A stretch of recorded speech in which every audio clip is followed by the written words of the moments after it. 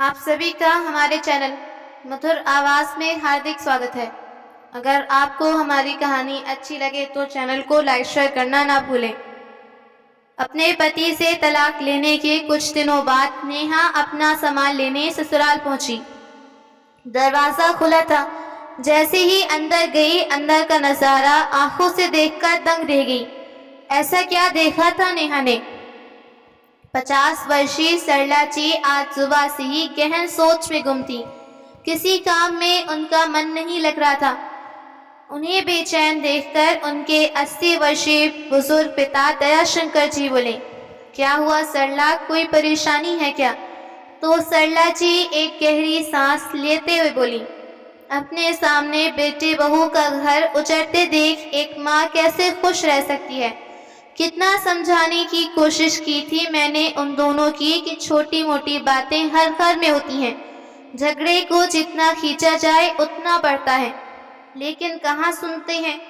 कल कोर्ट की हियरिंग है और उसके बाद हमेशा के लिए अलग हो जाएंगे वो दोनों। सरला जी की बात का जवाब देते हुए उनके पिता बोले, बेटी 17 साल पहले मैं और तेरी माँ भी ठीक ऐसी मानसिक पीड़ा से गुजर रहे थे जब तूने अपने पति से अलग होने का मन बना लिया था और उससे तलाक लेने का फैसला किया।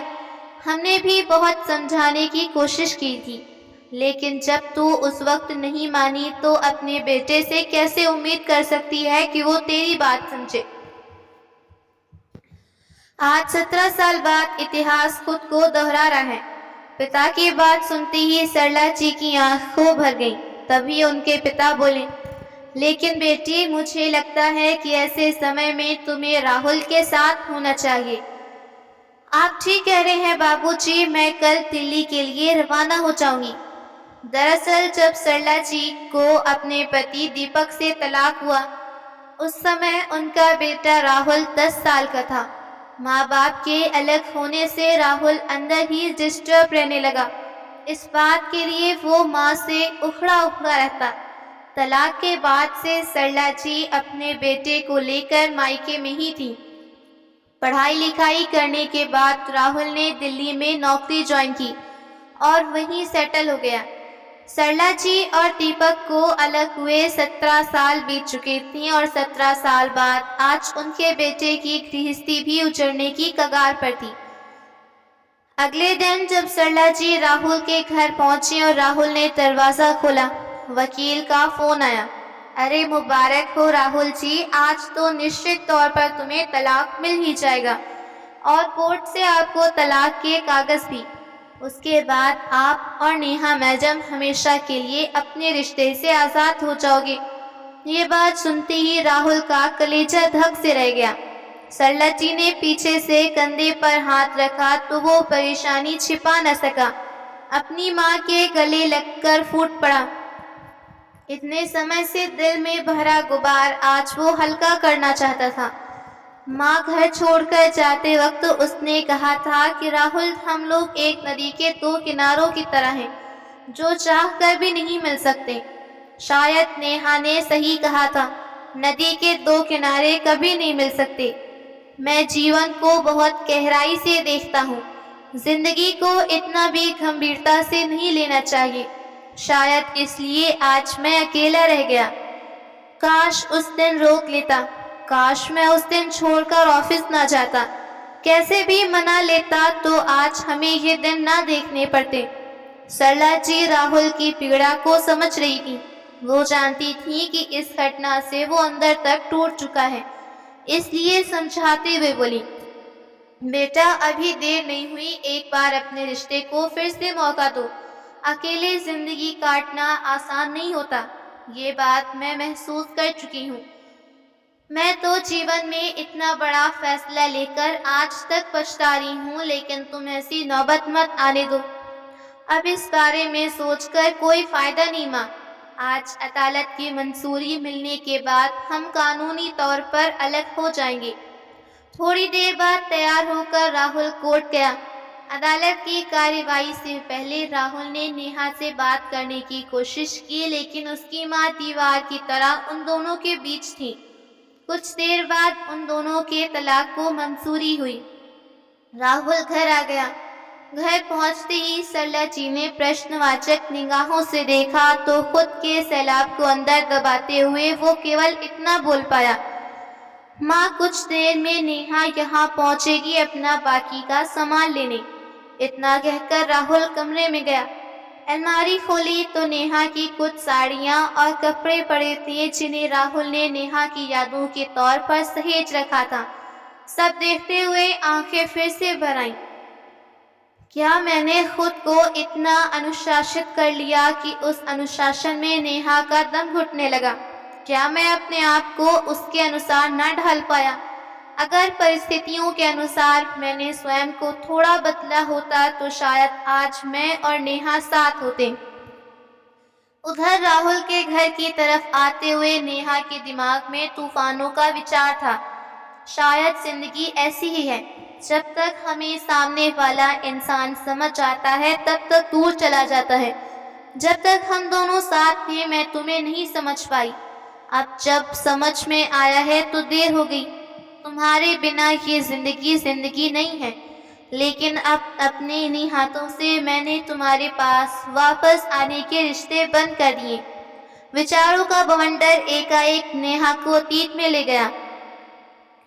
वैसे तो नेहा का ध्यान कभी राहुल की ओर नहीं गया था, लेकिन जब राहुल ने फर्स्ट ईयर में टॉप किया तो वो आश्चर्यचकित रह गई कि किसी लड़के का इतना अच्छा रिजल्ट कैसे हो सकता है। राहुल का पढ़ाई में इतना ध्यान देखकर वो उसकी ओर आकर्षित होने लगी। धीरे धीरे दोनों की बातचीत शुरू हुई और कुछ समय बाद वो दोनों एक दूसरे को पसंद करने लगे। लेकिन दोनों में से किसी ने अपने मन की बात नहीं बताई। कॉलेज का आखिरी दिन था। नेहा राहुल के पास आई। राहुल, मैं हमारी इस दोस्ती को रिश्ते का नाम देना चाहती हूँ। क्या तुम मुझे पसंद करते हो? ये सुनकर राहुल चुप रहा। हाँ, मैं तुमसे शादी करना चाहता हूँ। ऐसा कहते हुए उसने नेहा के हाथ को अपने हाथ में ले लिया। दोनों ने एक दूसरे से शादी करने का फैसला किया, लेकिन दोनों की जातियां अलग थीं, इसलिए शादी करना इतना आसान भी नहीं था। राहुल के परिवार वालों को कोई एतराज नहीं, लेकिन नेहा के माता पिता मानने को तैयार नहीं। उधर नेहा भी अपने फैसले पर अड़ गई कि अगर शादी करेगी तो राहुल से, नहीं तो अपनी जान दे देगी। आखिरकार उसके माता पिता ने स्वीकृति दे दी, लेकिन कभी राहुल को दिल से अपना नहीं पाए। कॉलेज पास करने के 2 साल बाद नेहा और राहुल की शादी हुई। नेहा अपनी शादी के बाद के उन खूबसूरत लम्हों को याद करने लगी जब शादी के बाद राहुल के घर में पहला कदम रखा। राहुल ने एक पेपर पर उसके निशान लिए और ठीक 2 दिन बाद वो उस पेपर को एक फोटो फ्रेम में लगाकर घर ले आया। जब नेहा ने ये देखा, अरे ये मेरे पैरों के निशान तो तुमने तब लिए थे जब मैंने इस घर में पहला कदम रखा। हाँ नेहा, ये तुम्हारे पद चिन्ह हैं, लेकिन फोटो में क्यों लगवाए? राहुल बोला। नेहा, माता पिता अपनी बेटी को एक अनजान इंसान के साथ जीवन भर सौंप देते हैं, तो उस इंसान का फर्ज बनता है कि वो अपने घर की लक्ष्मी को उतना ही प्यार और सम्मान दे जितना उसके माता पिता के घर में मिला था। बस इसी दिशा में ये मेरी एक छोटी कोशिश है। राहुल का व्यवहार जानकर नेहा दंग रह गई। फिर उसे ख्याल आया कि शादी के बाद कैसे राहुल सुबह सूरज उगने से पहले लगभग घर का सारा काम निपटाता, नहा धोकर पूजा पाठ करके नेहा को जगाता। वो सारे दृश्य जैसे किसी चलचित्र की तरह उसकी आंखों के सामने दिखाई देने लगे। सुप्रभात नेहा जी, देखिए सुबह हो चुकी है, खिड़कियां खोलते हुए राहुल ने कहा। लेकिन नेहा तो जैसे अपनी नींद से निकलना ही नहीं चाहती। फिर राहुल ने कहा, उठो नेहा, कड़क चाय बनाकर लाया हूँ तुम्हारे लिए। सूरज की किरणों के साथ चाय की चुस्कियों का आनंद लो। तभी नेहा बड़ी मुश्किल से नींद के आगोश से बाहर निकली और बोली, good morning my dear husband. लगता है आज भी सुबह सवेरे उठकर सारे काम निपटा दिए। जी हाँ नेहा जी, सारे काम हो चुके हैं। योग, प्राणायाम, घर की साफ सफाई, बर्तन, कपड़े, झाड़ू, पोछा सब निपटा दिया। हाँ, कपड़े सुखाना बाकी रह गया है। तो नेहा बोली, अरे राहुल, क्यों तुम सुबह सुबह नींद खराब करके अकेले ही सब कामों में लगे रहते हो? तुम्हारे ऑफिस जाने के बाद मैं सारा काम कर लेती। तुम अपना ऑफिस का काम संभालो, घर की चिंता मत करो। राहुल बोला, अरे नेहा, मुझे सभी कार्य सही समय पर करना अच्छा लगता है। सही समय पर सभी कार्य हो जाएं तो परिणाम अच्छे मिलते हैं। अब प्रकृति को देख लो, अपने सभी काम सही पर। प्रकृति? ये प्रकृति कौन है? नेहा ने भौहें चढ़ाते हुए पूछा। तो राहुल बोला, अरे नेहा जी, प्रकृति यानी कुदरत। जैसे कि सूरज समय पर उगता है, अस्त होता है, धरती अनुशासन से भूमि पर घूम रही है, नदी अपनी गति से बह रही है, इसलिए मनुष्य को अपना काम सही समय पर करना चाहिए। और वैसे भी ये सब करने में फायदा है। अच्छा, तुम्हारा फायदा कैसे? नेहा ने उत्सुकता से पूछा। तो राहुल बोला, अब आप ही देखिए, एक तो हर रोज की दिनचर्या बनी रहती है तो आदत अच्छी होती है, और दूसरा सुबह सुबह सारे काम करके अच्छा खासा व्यायाम होता है, तो सेहत का भी फायदा। और फिर अगर हम अपने श्रीमती जी के हिस्से का कुछ काम कर लेंगे तो उससे हमारी श्रीमती जी भी खुश हो जाएंगी, और अगर वो खुश हुई तो हमारा तो फायदा ही फायदा। अच्छा, तो ये बात है, नेहा ने मुस्कुराते हुए बोला। तो राहुल ने कहा, और वैसे भी ये घर मेरा भी तो है। तुम्हारा भी तो है का क्या मतलब? ये घर तो तुम्हारा ही है। जी नहीं रेखा जी, सिर्फ मेरा नहीं, ये घर हम दोनों का है, हमारे सपनों का घर, और हम दोनों से ही ये घर है, वरना ईंटों बनी इमारत में क्या है? जब ये घर हम दोनों का है तो इसका काम अकेले आप क्यों करें? और फिर ये कहाँ लिखा है कि घर के सभी काम औरत को ही करने चाहिए, आदमी क्यों नहीं? क्या पत्नी ही उम्र भर बर्तन कपड़े धोती रहे? और नेहा, काम तो काम होता है, जिसके पास समय हो वो कर सकता है। अच्छा, अब ये बताओ, चाय कैसी लगी? अरे पति देव, चाय आप बनाए, मुझे पसंद ना आए, ऐसा कभी हो सकता है क्या?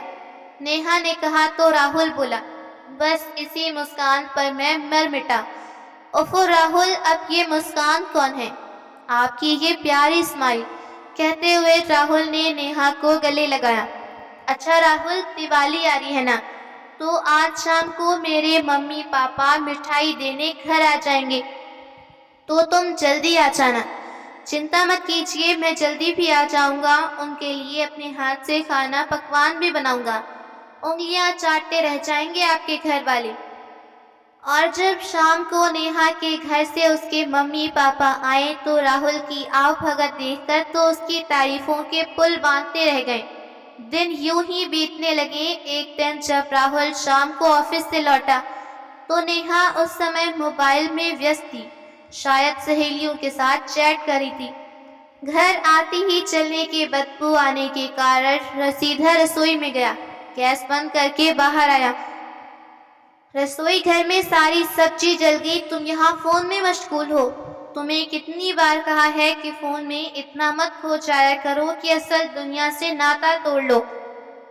नेहा ने चिढ़ते हुए कहा, फोन फोन फोन, मुझे समझ नहीं आता राहुल, मेरे फोन से तुम्हें क्या दिक्कत है? हमेशा मेरा फोन या सोशल मीडिया साइट के बारे में कोई ना कोई कमेंट करते रहते हो। दुनिया को देखो और अपने आप को देखो।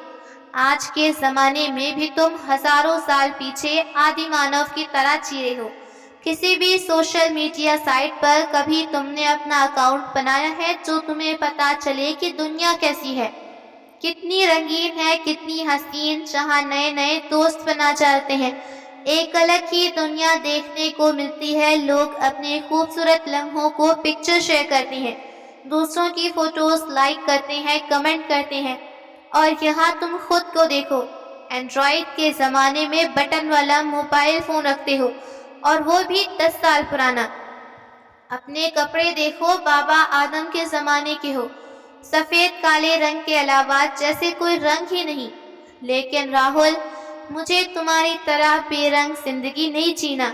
तंग आ गई हूँ मैं ऐसी बोरियत भरी जिंदगी से। लेकिन नेहा, मेरी जिंदगी में सिर्फ उन्हीं लोगों की अहमियत है जो मेरे अपने हैं, जो रिश्तों से मेरे साथ हैं। उन रिश्तों को अगर मैं सही ढंग से निभा लेता हूँ तो इससे ज्यादा संतुष्टि की बात मेरे लिए कोई नहीं होगी। मैंने तुम्हें पहले भी समझाया था कि कोई चीज़ अच्छी नहीं होती। अगर इन चीज़ों को हद में इस्तेमाल करो तो अच्छा है, क्योंकि एक हद के बाद सब गलत हो जाता है। इस बारे में तुम तब सोचोगी ना जब तुम अपने हाथ से इस नाम की बीमारी को छोड़ेगी। तुम्हें इस फोन की लत लगी है।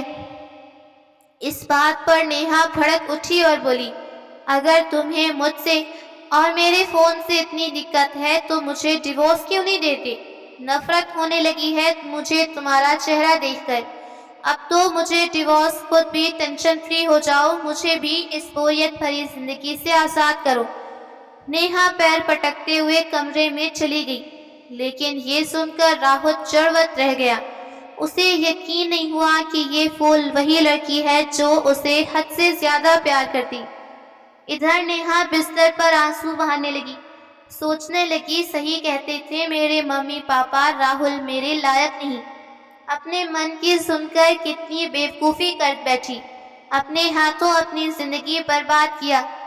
खैर धीरे धीरे फिर सामान्य होने की कोशिश करने लगी। उनकी शादी को 1 साल पूरा हुआ। शादी की सालगिरह से एक दिन पहले राहुल अपने नेहा से कहा, नेहा कल हमारी शादी को 1 साल हो जाएगा, तो बताओ कैसे मनाने वाले हैं हम अपनी शादी की सालगिरह? राहुल बोला, बड़े अनोखे तरीके से। तो नेहा खुश हुई। राहुल ने कहा, कल सुबह सुबह जल्दी तैयार होना, पहले मंदिर जाकर माथा टेकेंगे, भगवान का आशीर्वाद लेंगे, प्रसाद ग्रहण करके गरीबों को खिलाएंगे। ये बात सुनते ही नेहा की हैरानी का ठिकाना न रहा। कब तक राहुल, आखिर कब तक ये चलेगा? पूरा 1 साल हो गया शादी को, लेकिन तुम्हारी आदतें नहीं बदली। ना तो कोई एक्साइटमेंट है, ना कोई एंटरटेनमेंट। अरे इतने बोर इंसान हो तुम कि एक सरप्राइज तक नहीं दिया जाता अपनी पत्नी को। क्यों नहीं समझते कि जीवन में बदलाव भी एक बहुत ज़रूरी चीज़ होती है? नीरस जिंदगी जीना कितना बोरिंग होता है। क्या सिर्फ प्यार के बलबूते ही पूरी जिंदगी गुजारी जा सकती है? अरे एक ही तो जिंदगी है, कुछ सपने होते हैं इंसान के। लोगों को देखो कितने मॉडर्न हैं, एडवांस हैं, और वैसे ही जीने में मज़ा है। मुझे वैसे ही सुकून मिलता है। Late night parties, dinner, birthday या एनिवर्सरी पर केक पार्टी या आउटिंग, ये सब तो तुम्हारी जिंदगी से कोसों दूर है। जानते हो राहुल, मेरी सहेली शोभा, उसकी शादी भी ठीक उसी दिन हुई थी जिस दिन हमारी शादी हुई थी। लेकिन इस 1 साल में वो 2 बार अपने पति के साथ फॉरेन टूर पर होकर आई है, और इंडिया में तो न जाने कितनी ही जगह घूम चुकी है। आए दिन candle light dinner, birthday surprise और न जाने कितने ही मौक़ों पर अपनी खूबसूरत तस्वीरें खींचकर पोस्ट करती है। कितने खुश दिखते हैं वो हस्बैंड वाइफ एक दूसरे के साथ। और मेरी दूसरी सहेली निशा, 2 दिन पहले उसका बर्थडे था तो उसके हस्बैंड ने बर्थडे पर शानदार सरप्राइज रखा। कितनी एक्साइटमेंट थी उसके चेहरे पर, कितनी खुश थी वो। बस एक मेरी किस्मत फूटी थी। तुम तो वही हजारों साल पुरानी जिंदगी जी रहे हो, कछुए की चाल की तरह। हर बात में तुम्हें अपनी ही फिलॉसफी होती है। जमीन पर बैठकर शुद्ध शाकाहारी भोजन करना है, प्रातःकाल उठकर योग प्राणायाम करना है। सोशल मीडिया तो तुम्हें नकली दुनिया लगती है। ना संस्कार, संस्कृति, परंपरा, आस्था, यही सब है तुम्हारे लिए। और ऊपर से पता नहीं कहाँ कहाँ से हिंदी के शब्द ढूंढ लाते हो जो सामने वाले के ऊपर से निकल जाएं। दुनिया कहाँ से कहाँ पहुँच गई और हम लोग वही हजारों साल पीछे। खास मौक़ों पर सरप्राइज देना, गरीबों को खाना बांटने में ही दुनिया जहान का सुकून मिलता है। नेहा के ये सब सुन के राहुल हैरानी से देखता रहा। उसे मालूम था कि यदि इस समय वो कुछ कहेगा तो झगड़ा बन जाएगा। अगले दिन नेहा के पास आया, प्यार से समझाते हुए बोला, नेहा कल मैंने तुम्हें जो कुछ कहा मेरा दिल दुखाने का इरादा नहीं था। जब मैंने देखा कि रात में फ़ोन में व्यस्त होने के कारण, सोशल मीडिया में ज़्यादा इस्तेमाल करने के कारण घर के अनदेखी कर रही हो, तो शायद मेरे मुंह से ज़्यादा निकल गया। इस सब के लिए मैं तुमसे माफ़ी मांगता हूँ और आगे से ऐसा कुछ ना हो इसके लिए मैं तुमसे गुजारिश करता हूँ कि नकली दुनिया से समय रहते बाहर आ जाओ। देखो नेहा, सोशल मीडिया के जिन दोस्तों के साथ अपनी पोस्ट शेयर करके उनके लाइक्स हासिल करके तुम्हें खुशी होती है, वो तुम्हें जिंदगी में किसी एक दोस्त की जरूरत होगी तो मैं दावे से कहता हूँ इनमें से कोई नहीं आएगा तुम्हारी मदद करने। तुम्हारे साथ खड़े होंगे तो तुम्हारे अपने, जिनके साथ तुम्हारे रिश्ते जुड़े हैं, जो तुम्हारी फिक्र करते हैं। अपनी असल दुनिया के बारे में सोचो, अपने रिश्ते के बारे में सोचो। एक बात और कहूँगा, दूर से देखने में बाकी लोग की लाइफ बहुत परफेक्ट है। हमें ऐसा लगता है खुशहाल जिंदगी जिता रहे हैं। कितने हंसते हुए नजर आते हैं वो लोग उन तस्वीरों में जो भी वो सोशल मीडिया पर पोस्ट करते हैं। लेकिन नेहा, हमें सोचना चाहिए कि कोई इंसान अपने परिवार वालों से झगड़ा करके फोटो खींचकर सोशल मीडिया नहीं डालता, उस पर तस्वीर खींचकर सोशल मीडिया पर दोस्तों के साथ साझा नहीं करता। इसलिए ये बात दिमाग से निकाल देनी चाहिए कि सबकी जिंदगी रोमांच और उत्साह से है और हम उनके मुकाबले नीरस जिंदगी हैं। लड़ाई झगड़ाई किस घर में नहीं होती, लेकिन इन बातों को इतना बड़ा बना देना कि इंसान अलग होने के बारे में सोचने लगे, डिवोर्स जैसे ऑप्शन के बारे में सोचे, ये तो गलत हुआ ना। जो हुआ दोबारा नहीं होगा, तो फिर से हमारी जिंदगी खुश हो जाए। ये जिंदगी एक बहुत बड़ी किताब की तरह है। कल जो कुछ भी जिंदगी में हुआ वो सिर्फ पन्ने की तरह, और यदि किसी किताब का एक पन्ना फट जाए तो हम उसके लिए पूरी किताब को तो नहीं फेंकते। इसलिए हमें अपने रिश्ते के साथ ऐसा नहीं करना चाहिए। अब मैं ऑफिस जा रहा हूँ, मुझे देर हो रही है, शाम को मिलेंगे। और मुझे पहले जैसी हंसती खिलखिलाती नेहा चाहिए। उस समय तो राहुल ऑफिस चला गया, शाम को आया तो देखकर दंग रह गया। नेहा अपना बैग पैक कर रही थी। नेहा, कहीं जाने की तैयारी है क्या? मायके से तुम्हारी माँ का फोन आया था क्या? चलो अच्छा है, कुछ दिन माँ के साथ बिताओगी तो तुम्हारा मूड अच्छा हो जाएगा। जी नहीं, मैं कुछ दिन के लिए, हमेशा के लिए जा रही हूँ, अब यहाँ नहीं आऊंगी। नेहा की बात सुनकर राहुल हैरत में पड़ा। उसे तो काटो तो खून नहीं। नेहा, तुम ही तो कहती थी कि एक ही जिंदगी है, फिर ये भी तो सोचो, क्या ये जिंदगी हमें लड़ने झगड़ने के लिए मिली है? हम प्यार से, समझदारी से एक साथ रह सकते हैं ना, फिर ऐसा माहौल क्यों बनाना? देखो नेहा, मेरी बात समझो। राहुल की बात काटते हुए नेहा बोली, कुछ नहीं समझता मुझे, अपने भाषण अपने पास रखो। मैं इतना जानती हूँ कि जो इंसान मेरी ख्वाहिशों को पूरा नहीं कर सकता, जिसकी नसों में मेरे सपने की कद्र नहीं, उस इंसान के साथ रहकर मैं अपनी जिंदगी बर्बाद नहीं कर सकती। ऐसा कहते हुए जैसे ही नेहा बैग उठाने लगी तो राहुल बोला, ठीक है नेहा, अगर इतना बुरा लगा तो तुम ये घर छोड़कर जा सकती हो, लेकिन एक बात याद रखना, इस घर के दरवाजे तुम्हारे लिए बंद हो जाएंगे। तुम चाहकर भी मेरी जिंदगी में जगह नहीं बना पाओगी। तुम जैसे इंसान की जिंदगी में वापस आना भी कौन चाहता है? यहाँ वापस आने से बेहतर कि मैं जिंदगी खत्म कर लूं। ऐसा कहते हुए नेहा राहुल का घर छोड़कर चली गई। आखिरकार नौबत तलाक तक आ पहुंची। पिछली बातों में खोई नेहा अचानक से वर्तमान में आई। जब राहुल के घर के बाहर पहुंचकर ड्राइवर ने टैक्सी को ब्रेक लगाया, दरवाजे पर पहुंचकर बेल बजाई तो घर की नेम प्लेट पर पड़ी जहां लिखा था नेहा और राहुल का आशियाना। देखते ही आंखें भर आईं। बेल बजने पर सरला जी ने दरवाजा खोला तो नेहा ने पैर छुए। हमेशा की तरह सदा सुहागन रहो का आशीर्वाद अनायास ही दिया तो नेहा हैरानी से देखने लगी। उसी समय नेहा का मोबाइल बजा। हाँ माँ, पहुँच गई हूँ। मुझे मन से कहा तो दूसरी ओर से आवाज़ आई, ज़्यादा देर वहाँ रुकने की ज़रूरत नहीं है, सामान उठाओ, निकलती बनो। ठीक है मम्मी। ऐसा कहकर फ़ोन रखा। अंदर आई तो जैसे यादों का सैलाब उसकी राह देख रहा था। उसके हाथों से सजा वो आशियाना अभी तक बिल्कुल वैसा ही था। सामने दीवार पर दुल्हन के रूप में सजी नेहा की खूबसूरत सी तस्वीर लगी थी, जो आज उससे पूछ रही थी क्यों नेहा अपने सपनों की उड़ान पूरी की जिसके लिए राहुल को छोड़ दिया। फिर उसकी नज़र अपने उन पद चिन्हों पर पड़ी जिसे राहुल ने बड़े प्यार से फोटो फ्रेम करवाकर दीवार पर लगाया था। फिर उसे दिखाई दी अपनी और राहुल की वो तस्वीर जिसमें वो दोनों एक दूसरे के हाथों में हाथ डालकर बेहद खुश नजर आ रहे थे। अचानक नेहा को लगा जैसे उस घर की एक एक चीज चीख चीख कर उसके सिर्फ एक ही सवाल कर रही हो, क्यों उजाड़ दिया तुमने अपना बसा बसाया घर। सहसा उसकी आंखों से आंसू आ गए। अपने आंसुओं को पोंछते हुए कमरे में पहुंची तो राहुल सामने खड़ा था।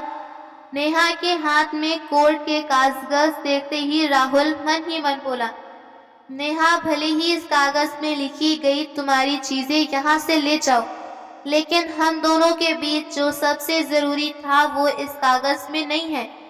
क्या इतना जरूरी था ये कागज का टुकड़ा? फिर थोड़ी देर के सन्नाटे के बाद स्वयं को सामान्य दिखाते हुए राहुल बोला, कैसी हो तुम? मैं ठीक हूँ, तुम बताओ कैसे हो? नेहा ने पूछा तो राहुल कुछ कहने लगा था कि इतना में नेहा के मोबाइल पर सहेली का कॉल आया। फोन कॉल उठाते ही नेहा के पैरों तले जमीन खिसक गई। ऐसा नहीं हो सकता, कहते हुए नेहा रोने लगी। नेहा की रोने की आवाज सुनकर सरला जी भी कमरे से आई। उधर राहुल घबरा गया कि आखिर बात क्या है। तो नेहा ने रोते हुए कहा, राहुल, मेरी सहेली शोभा ने सुसाइड करने की कोशिश की। इस समय वो अस्पताल में एडमिट है, मुझे उससे मिलने जाना होगा। कहते हुए नेहा जाने लगी तो राहुल बोला, रुको नेहा, मैं आता हूँ तुम्हारे साथ। नेहा राहुल के साथ स्कूटर पर बैठकर अपनी सहेली से मिलने अस्पताल पहुंची। शोभा, आखिर तूने ऐसा कदम क्यों उठाया और ये सब करने से पहले अपने परिवार वालों के बारे में नहीं सोचा? अपने पति के बारे में नहीं सोचा कि वो तेरे बिना कैसे जिएगा? अरे उसी ने तो मजबूर किया मुझे ये कदम उठाने को। ये सुनते ही वो आश्चर्यचकित रह गई। लेकिन ऐसा कैसे हो सकता है? तुम तो एक दूसरे के साथ बहुत खुश थे। तो शोभा फीकी मुस्कान के साथ बोली, कैसी खुशी यार। एक औरत को चाहे जितनी ही ऐशो आराम क्यों न मिल जाए, लेकिन अगर उसे पति का प्यार न मिले तो क्या फायदा ऐसी जिंदगी जीने का। उन्हें तो कोई और लड़की पसंद है, फिर मैं जीकर क्या करूं? सारी सच्चाई जानकर नेहा की आंखें फटी रह गईं। वो स्वयं को संभाल नहीं पाई। एकाएक अपने राहुल के रिश्ते का ख्याल आया। उस इंसान ने तो सिर्फ मेरा ख्याल रखा, कभी अपने प्यार में कमी नहीं आने दी, उसकी हर जरूरत पूरी कोशिश की। फिर उन दोनों का रिश्ता आखिर क्यों टूट गया? थोड़ी देर बाद नेहा और राहुल अस्पताल से आए तो राहुल ने पूछा, कहाँ जाना है रेहा? अगर तुम ठीक महसूस नहीं करी तो मैं तुम्हारे घर छोड़ देता हूँ, अपना सामान कल ले लेना। नहीं राहुल, तुम्हारे घर चलते हैं। एक बार मैं वापस चली गई तो फिर कभी नहीं आ सकूंगी। रास्ते भर नेहा के दिमाग में विचारों का तूफान था। सोचने लगी, ठीक ही तो कहता था राहुल कि जो लोग सोशल मीडिया पर खुश नजर आते हैं जरूरी तो नहीं कि असल जिंदगी में भी खुश हो।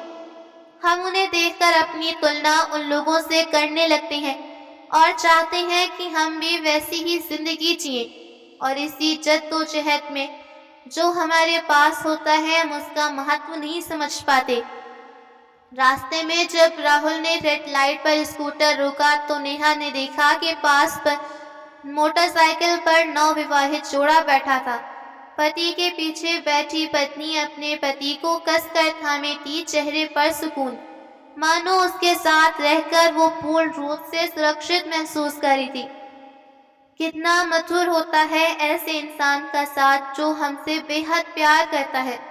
कितना बड़ा संबल होता है वो प्यार जिसे पाकर एक औरत संपूर्ण पीड़ाओं को भूल बैठती है। कभी मैं राहुल के साथ सुकून भरी जिंदगी जी रही थी। अपने हाथ में कोर्ट के कागज देखती ही बोली, इस कागज के टुकड़े ने मुझसे सिर्फ मेरे प्यार को नहीं छीना, बल्कि मेरी हर खुशी, हर त्योहार को हमेशा हमेशा के लिए छीन लिया। उन खूबसूरत पलों को छीन लिया जो कभी हम लोगों ने एक साथ जिए थे। थोड़ी देर के बाद पहुंचे तो राहुल बोला, तुम कमरे से अपना सामान ले लो नेहा। और जैसे ही राहुल सरला जी के पास उनके कमरे में जाने लगा तो नेहा बोली, राहुल मुझे तुमसे बात करनी है। राहुल की आंखों से आंसू बह रहे थे। उसे ऐसे देखकर राहुल सहसा बोला, तुम ठीक तो हो ना नेहा? यहाँ बैठो, क्या कहना चाहती हो? लेकिन नेहा चाहते हुए कुछ नहीं बोल पाई, दिल बैठा जा रहा था। वो सुन सी पड़ती जा रही थी। थोड़ी देर की चुप्पी के बाद राहुल ने कहा, एक बात पूछूं? इतने महीने हम दूसरे एक से अलग हुए, क्या तुम्हें एक पल को मेरी कमी महसूस नहीं हुई? एक बार मुझे कॉल कर ली थी। क्या इतना कमजोर था हम दोनों का रिश्ता? कहते कहते राहुल की आवाज कांप गई तो रूंधे स्वर में बोली, सच कहूं तो इस घर से जाने का फैसला लेकर मैं अपने पैर पर कुल्हाड़ी मार ली। मैं तुमसे क्या नाराज हुई कि मैंने हम दूसरों के रिश्ते के बीच आने की इजाजत दी। मेरे गुस्से को नफरत में बदल दिया, मुझे पता नहीं चला। और जब इस बात का एहसास हुआ तब मैं कोर्ट के पेपर पर साइन कर चुकी थी। मेरे अपनों ने मुझे तुमसे दूर किया, लेकिन इस सब में गलती मेरी थी जो उन्हें वो मौका दिया। राहुल, आज सब कुछ कर गुजरने के बाद एहसास हो रहा है कि जैसे सब टूट गया। डिवोर्स होने के बाद साथ साथ जिंदगी खत्म हो गई। आज मुझे समझ आया कि जो जिंदगी सबसे ज्यादा परवाह करता, जो बातें तुमने समझाने को कही वो बातें गलत लगी, लेकिन धीरे धीरे दुनियादारी की समझ आने के साथ साथ वो सारी बातें समझ आई। आज के दौर में रिश्ते टूटने का सबसे बड़ा कारण है कि संस्कारों को दूर करते जा रहे हैं।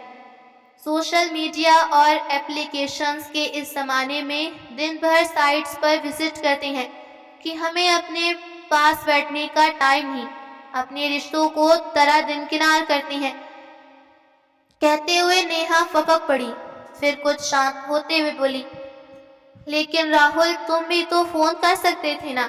एक बार मुझे मनाने की कोशिश की होती, या फिर मुझे लेने आते। सोचा तो बहुत बार, लेकिन शायद अहम की दीवारों भावनाओं से कहीं ज्यादा मजबूत चुकी थी। अगर घमंड को एक तरफ रखकर मैंने हालात को सही करने की कोशिश की होती तो रिश्ता बच जाता। नेहा राहुल के घुटनों के सामने बैठ गई। मुझसे बहुत बड़ी गलती हो गई राहुल। क्या तुम अपने दिल में फिर से मेरे लिए जगह बना सकते हो? वो जगह तो तुम्हारी ही है नेहा। शारीरिक तौर पर घर छोड़कर गई, लेकिन तुम्हारे जाने के बाद एक दिन भी ऐसा नहीं गया जब मैं तुम्हारी याद में नहीं रोया। वापस आ जाओ नेहा। ये देखकर नेहा के मुंह से जैसे शब्द उच्चारित नहीं हुए, एक झटके में कोर्ट के पेपर फाड़ दिए। हेलो बेटी, तू अभी तक घर क्यों नहीं आई? कहाँ रह गई? माँ, मैं तो कब से घर पहुँच चुकी, लेकिन आपके घर नहीं, अपने और राहुल के घर, और अब से यही मेरा घर है। कहते हुए फोन काट दिया। सिर राहुल के सीने से सट गया। राहुल ने भावों में भरा। भावनाओं के सारे बांध एक साथ टूट गए और दोनों ओर से आंसू बहने लगे। थोड़ी देर बाद राहुल और नेहा को पता चला कि सरला जी घर पर नहीं। चारों तरफ देखा, लेकिन माँ कहीं नहीं। राहुल ने माँ को फोन किया, लेकिन फोन नहीं लगा। करीब 1 घंटे बाद फोन आया। माँ, आप कहाँ हैं? बिना बताए कैसे गई? ऐसे कोई करता है क्या? तो दूसरी ओर से उनकी माँ की आवाज आई, बेटा, यूं तो बच्चे अपने माँ बाप से कुछ सीखते हैं, लेकिन आज मुझे अपने बच्चों से सीखने का मौका मिला। मैं तुम्हारे पापा के घर पर हूँ। आज से मैं तुम्हारे पापा एक साथ रहेंगे। दोस्तों, पति पत्नी में प्यार और तकरार एक ही सिक्के के दो पहलू हैं। जरा सी बात पर कोई ऐसा फैसला नहीं लेना चाहिए कि जिंदगी भर अफसोस हो।